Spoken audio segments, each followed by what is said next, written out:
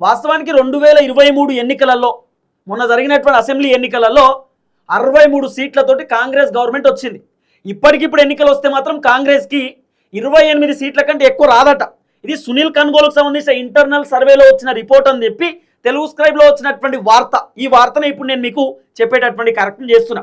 ప్రభుత్వం ఇలాగే ఉంటే 2028 ఎన్నికలలో బీఆర్ఎస్ బంపర్ మెజారిటీతో గెలవడం పక్కా అని హెచ్చరిక. ప్రభుత్వం ఇట్లనే ఉంటే, రేవంత్ రెడ్డి ప్రభుత్వానికి ఇట్లనే నడిపితే 2028 ఎన్నికలలో పక్కా బీఆర్ఎస్ పార్టీ అధికారంలోకి వస్తుంది, కాంగ్రెస్ పార్టీ దుకాణం బంద్ అవుతుందని చెప్పి సునీల్ కన్గోలు హెచ్చరిక జారీ చేసేటటువంటి కార్యక్రమం చేస్తున్నట. ఉమ్మడి జిల్లాల వారీగా చేసిన ఇంటర్నల్ సర్వే ప్రకారం 48 మంది సిట్టింగ్లపై పూర్తి వ్యతిరేకత. జిల్లాల వారీగా సర్వే చేసేదట. 33 జిల్లాలు 119 నియోజకవర్గాలకు సంబంధించినటువంటి సర్వే సునీల్ కన్గోలు చేస్తే 48 మంది సిట్టింగ్ ఎమ్మెల్యేల పైన తీవ్రమైనటువంటి వ్యతిరేకత ఉందట. సిట్టింగ్ ఎమ్మెల్యేలు అంటే ఏంది? కాంగ్రెస్ పార్టీ ఎమ్మెల్యేలు. వాళ్ళపైన తీవ్రమైన వ్యతిరేకత, మామూలు వ్యతిరేకత కాదు, భయంకరమైన వ్యతిరేకత ఉందట. ఆ 48 మంది ఎమ్మెల్యేలలో ఏం కథ అనేది చూద్దాం. ఓడిపోయే ఎమ్మెల్యేల జాబితాలో 8 మంది మంత్రులు, 8 మంది మంత్రులు ఉన్నారట. ఓడిపోయేటటువంటి ఎమ్మెల్యేల జాబితాలో దాదాపు ఎంతమంది మంత్రులు? 8 మంది మంత్రులు. 8 మంది మంత్రుల పర్ఫార్మెన్స్ కూడా బాగాలేదు. మంత్రులు పొద్దుగాల లేస్తే జిల్లాలు నియోజకవర్గాలు ఇడిచిపెట్టుకొని మొత్తం రేవంత్ రెడ్డి వెనకాలనే. పొద్దుగాల లేస్తే మొత్తం హైదరాబాదు నియోజకవర్గాలలో తిరిగే పరిస్థితి లేదు, జిల్లాలలో తిరిగే పరిస్థితి లేదు.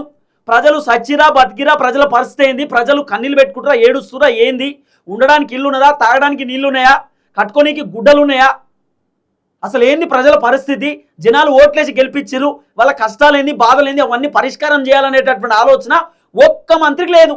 ఏడ దందా చేద్దాం, ఏడ కబ్జా పెడదాం, ఏడ అరాచకం చేద్దాం, ఏడ కమిషన్లు తిందాం, ఇదే పనిలో చాలామంది మంత్రులు ఉన్నారు.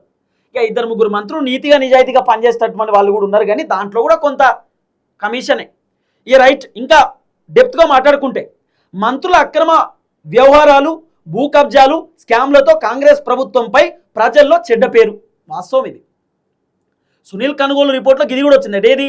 మంత్రులకు సంబంధించినటువంటి స్కాములు, అక్రమ దందాలు, కబ్జాలు, ఈ భాగోతంతో పూర్తి స్థాయిలో ప్రభుత్వం పైన వ్యతిరేకత వచ్చింది అని చెప్పి కొంత వినబడుతున్నటువంటి అంశం. అక్రమ ఇసుక తవ్వకాల వల్ల 10 మందికి పైగా ఓడిపోతారని కనుగోలు సర్వేలో వెల్లడైందట. అక్రమ ఇసుక అయితే ఎట్లా తోడుతురు తెలుసా? ఇసుక మామూలు తోడు కాదుగా. ఒక్క రోజులో రాత్రికి రాత్రి అర్ధరాత్రి 100 లోడ్లు పోతాయి ఇసుక. కాళేశ్వరం ప్రాజెక్టులకి వెళ్ళి ఒకటే తోడు ఇసుక, గోదావరికి సంబంధించినటువంటి కాలువలకి వెళ్ళి ఇసుక తోడుడే తోడు, మామూలు ఇసుక పోతలేదు.